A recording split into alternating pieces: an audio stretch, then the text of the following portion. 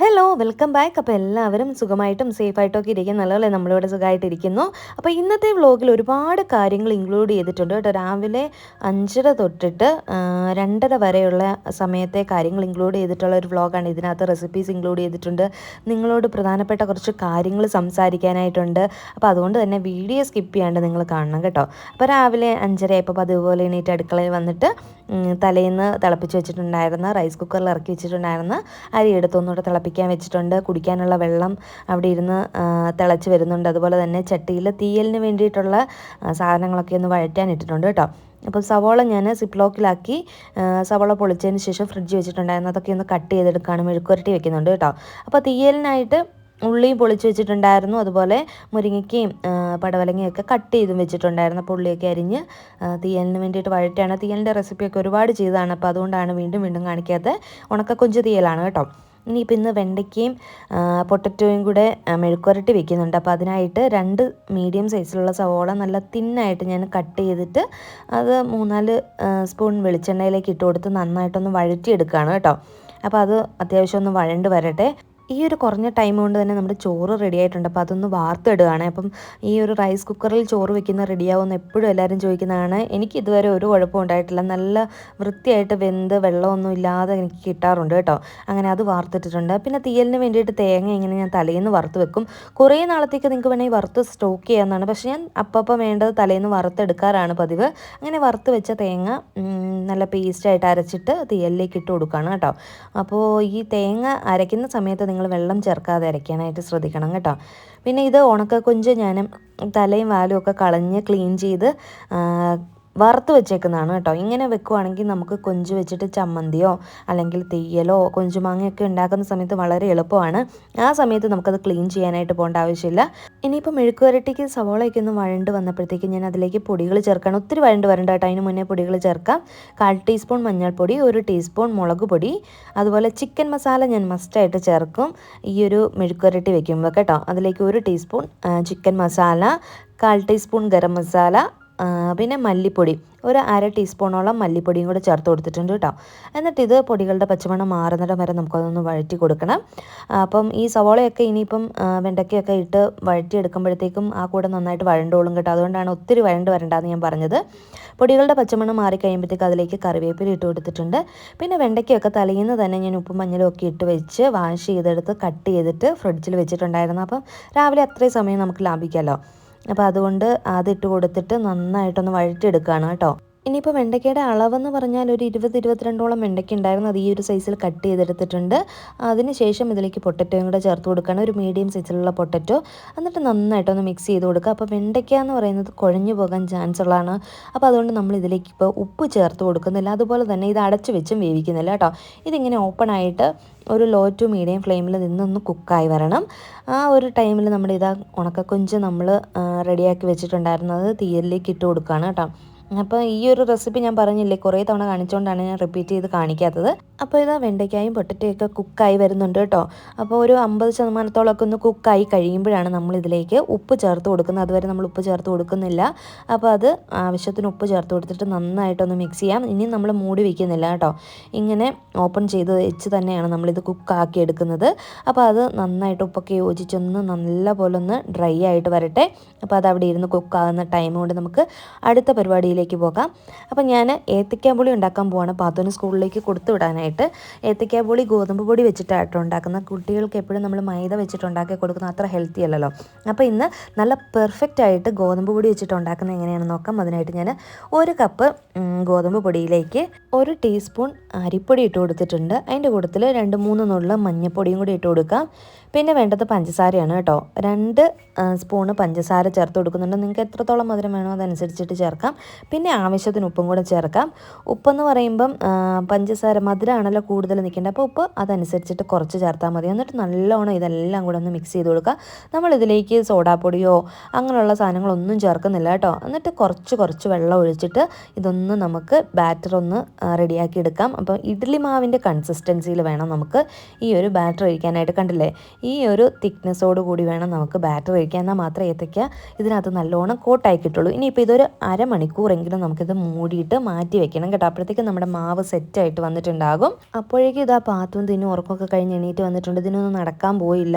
ഇന്നലെ രാത്രിയിൽ ഇതിനൊന്ന് കുറേ ജോലി ഉണ്ടായിരുന്നതുകൊണ്ട് ഇത്തിരി ലേറ്റായി കിടന്നു. അപ്പോൾ ഞാനും പാത്തു നേരത്തെ കിടന്നുറങ്ങിയായിരുന്നു കേട്ടോ. അപ്പോൾ അതാ പാത്തൂസ് ഉറക്കമൊക്കെ കഴിഞ്ഞ് എഴുന്നേറ്റ് വരുമ്പോഴേ ഇങ്ങനെ ഒരു സ്നേഹപ്രകടനം ഉണ്ട് കേട്ടോ. അത് കിട്ടിയില്ലെങ്കിൽ ആൾ ഭയങ്കര ഒരു മൂഡ് ഓഫ് ആകും.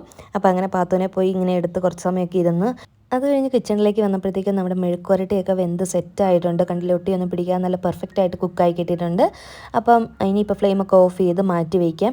ഈ ഒരു റെസിപ്പിക്ക് ഒരു പ്രത്യേകത ഉണ്ട്. ഞാൻ ജീവിതത്തിൽ ആദ്യമായിട്ട് കുക്ക് ചെയ്തത് ഈ ഒരു മെഴുക്കുവരട്ടിയാണ് കേട്ടോ.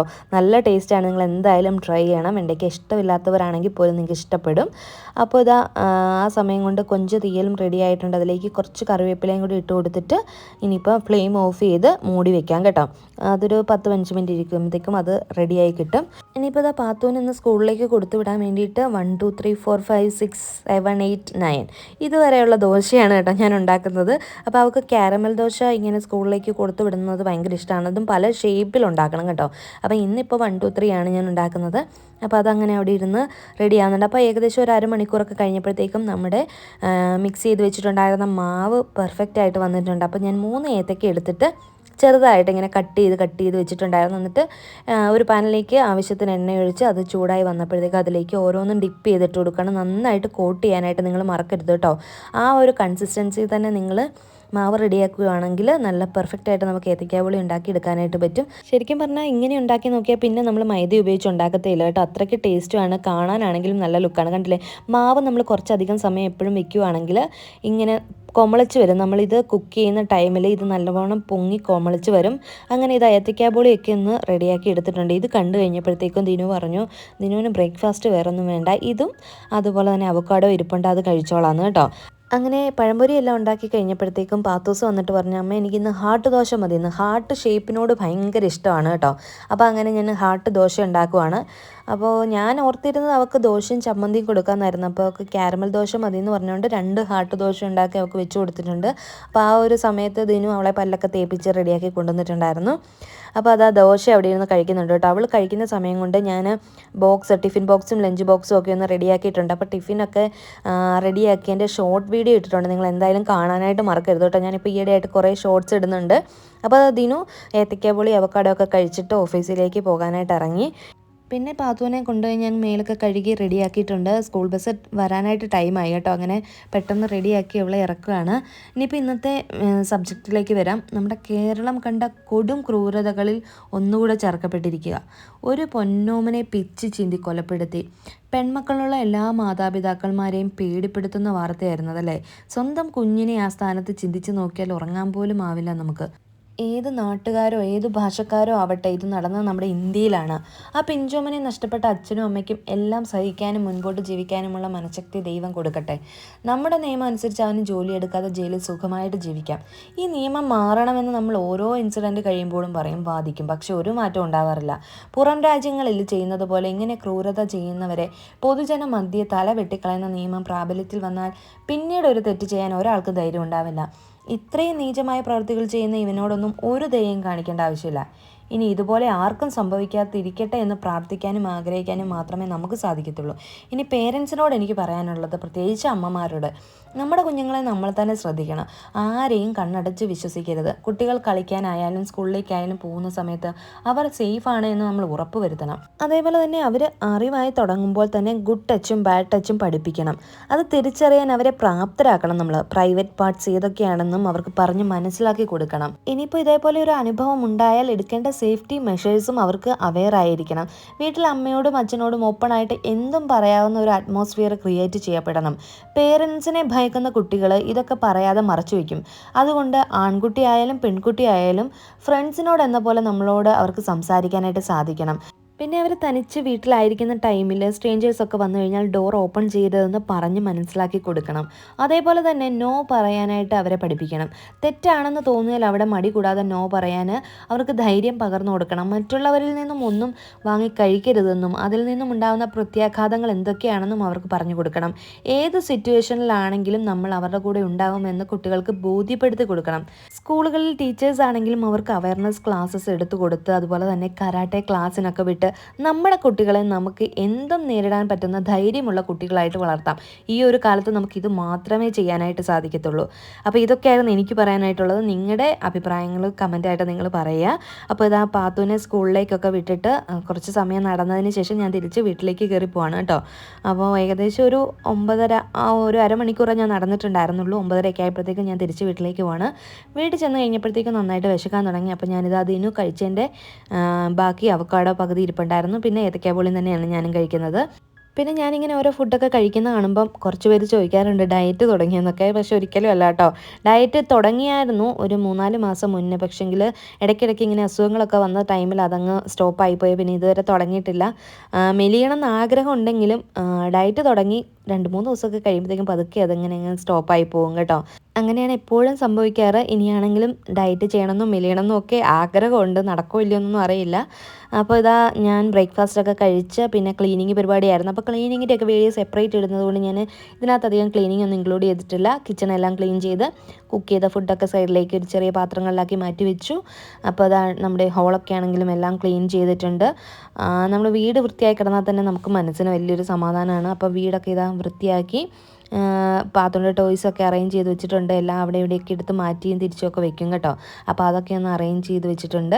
അങ്ങനെ ഏകദേശം ക്ലീനിങ് പരിപാടി എല്ലാം കഴിഞ്ഞിട്ടുണ്ട്. ഇനിയിപ്പോൾ റൂമുകളിൽ ചെന്നപ്പോഴത്തേക്കും ഷീറ്റൊക്കെ ഒന്ന് വൃത്തിയായിട്ട് ഒന്നുകൂടെ ഒന്ന് വിരിച്ചിട്ടു.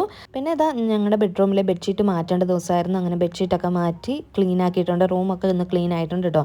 അങ്ങനെ എൻ്റെ അത്യാവശ്യം ജോലികളെല്ലാം കഴിഞ്ഞ് കഴിഞ്ഞപ്പോഴത്തേക്കും ഇനിയിപ്പോൾ കുളിക്കാമെന്ന് വിചാരിച്ചിട്ട് എണ്ണ തേക്കുകയാണ് കേട്ടോ. അപ്പം നമ്മുടെ ജോലികൾ എത്രയും പെട്ടെന്ന് തീർന്നു കഴിഞ്ഞാൽ നമുക്ക് വേണ്ടിയിട്ട് കണ്ടെത്താനായിട്ട് കുറച്ചധികം സമയം നമുക്കുണ്ടാവും. നമ്മളെ ഹാപ്പി ആയിട്ട് വെക്കാനായിട്ട് നമ്മൾ തന്നെ ശ്രദ്ധിക്കണം കേട്ടോ. അപ്പോൾ ഞാൻ എണ്ണയൊക്കെ തേച്ച് ഹോട്ട് ഓയിൽ മസാജ് കൊടുക്കുകയാണ് കേട്ടോ. ഇപ്പോഴും ഒന്നുമില്ല, ആഴ്ച 2 ദിവസമൊക്കെയാണ് ഞാൻ ഹോട്ട് ഓയിൽ മസാജ് കൊടുക്കുന്നത്. അതിനുശേഷം കുളിയൊക്കെ കഴിഞ്ഞ് വന്ന് കണ്ടില്ലേ, ഇന്ന് പിള്ളേരോണമാണ് കേട്ടോ. അപ്പം വലിയ കാര്യമായിട്ട് ഞാനൊന്നും ഉണ്ടാക്കിയിട്ടില്ല. അപ്പോൾ പാത്തുവിന് വേണ്ടിയിട്ട് പരിപ്പ് കറിയൊക്കെ വെക്കാമെന്ന് ഓർത്തിട്ട് ഞാൻ കുളിയൊക്കെ കഴിഞ്ഞിട്ട് വന്നതാണ്. അപ്പോൾ ഇടയ്ക്കൊക്കെ ഇങ്ങനെ ഒന്ന് വീട്ടിൽ നിൽക്കുമ്പോൾ ഒന്ന് ഒരുങ്ങും കേട്ടോ. നമ്മളെ തന്നെ ഒന്ന് സന്തോഷിപ്പിക്കാൻ വേണ്ടിയിട്ട്. അല്ലാത്തപ്പോഴൊക്കെ ഇങ്ങനെ കച്ചറയായിട്ട് നടന്നാൽ ചില ദിവസങ്ങളിലൊക്കെ ഇങ്ങനെ ഒന്ന് ഒരുങ്ങിയൊക്കെ നിൽക്കും കേട്ടോ. അപ്പോൾ അതാ കുളിയൊക്കെ കഴിഞ്ഞ് വന്ന് റെഡിയായിട്ട് പാത്തൂസിന് പരിപ്പ് കറി വെക്കുകയാണ്. അപ്പോൾ ഇന്ന് വേറെ സദ്യ പരിപാടികളൊന്നുമില്ല, പരിപ്പ് കറി മാത്രമേ വെക്കുന്നുള്ളൂ. അപ്പോൾ പരിപ്പും നെയ്യും പപ്പടവും കൂട്ടിയിട്ടൊക്കെ കൊടുക്കാമെന്ന് വിചാരിച്ചു. ഒരു സിമ്പിൾ പരിപ്പ് കറി, എൻ്റെ അമ്മ വെക്കുന്ന രീതിയിൽ ഒരു പരിപ്പ് കറി വെച്ചതാണ്. കടുകൊന്നും പൊട്ടിക്കാതെ കുറച്ച് വെളിച്ചെണ്ണയും കറിവേപ്പിലയൊക്കെ താളിച്ചെടുക്കുന്ന രീതിയിലുള്ള കട്ടിപ്പരിപ്പ് കറി കേട്ടോ. പിന്നെ പായസം വെക്കണം എന്ന് എനിക്കുണ്ടായിരുന്നു. പക്ഷേ അവൾ പായസം ഒന്നും കുടിക്കത്തില്ല. അവൾക്ക് മധുരത്തിനോടൊന്നും വലിയ താല്പര്യമില്ല. അപ്പോൾ അതുകൊണ്ട് പിന്നെ പായസത്തിൻ്റെ കാര്യം ഒഴിവാക്കി. ഇനിയിപ്പോൾ എന്തായാലും ഓണത്തിന് വെക്കുമല്ലോ. അപ്പോൾ അങ്ങനെ പായസം വെച്ചില്ല. പെട്ടെന്ന് തന്നെ ഉണ്ടാക്കാൻ പറ്റുന്ന നല്ല ടേസ്റ്റി ആയിട്ടുള്ള പരിപ്പ് കറി റെഡി ആയിട്ടുണ്ട്. ഇനിയിപ്പോൾ പാത്തോസിനെ സ്കൂളിൽ നിന്ന് വരുമ്പോൾ വിളിക്കാൻ പോകണം. 1:45 ആകുമ്പോഴത്തേക്കാണ് സ്കൂളിൽ നിന്ന് വരുന്നത് കേട്ടോ. ഇതാ സ്കൂളിൽ നിന്നൊക്കെ വന്നിട്ടുള്ള ആൾ ഇത്തിരി മൂഡ് ഓഫ് ആണ്. അതിൻ്റെ കാരണം എന്നാന്ന് വെച്ചാൽ അവൾക്കൊരു ബെസ്റ്റ് ഫ്രണ്ട് ഉണ്ട്, മോനിഷ്. അപ്പോൾ മോനിഷ് അവളോട് പിണങ്ങിയെന്ന് പറഞ്ഞിട്ടാട്ടോ അവൾക്ക് സങ്കടം. അങ്ങനെ അവൾ സ്കൂളിൽ നിന്ന് ബസ്സേ വന്ന് ഇറങ്ങിയ വീട്ടിൽ ചെന്ന് കുളിയൊക്കെ കഴിയുന്നിടം വരെ ഇങ്ങനെ സ്കൂളിലത്തെ കഥകളൊക്കെ പറഞ്ഞുകൊണ്ടിരിക്കും. അങ്ങനെ കുളിയൊക്കെ കഴിഞ്ഞ് വന്ന് പാത്തുവിന് നെയ്യും പപ്പടവും പരിപ്പ് കറിയും കൂട്ടിയിട്ട് ചോറ് കൊടുക്കാനായിട്ട് കൊണ്ടുവന്നിട്ടുണ്ട് കേട്ടോ. പത്ത് കുളിച്ചോ? കുളിപ്പോയോ?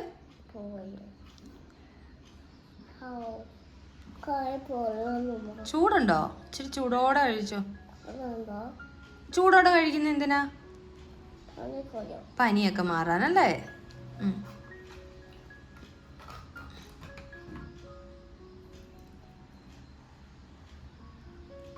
ടേസ്റ്റ് ഉണ്ടോന്ന് പറയണം അമ്മയുടെ.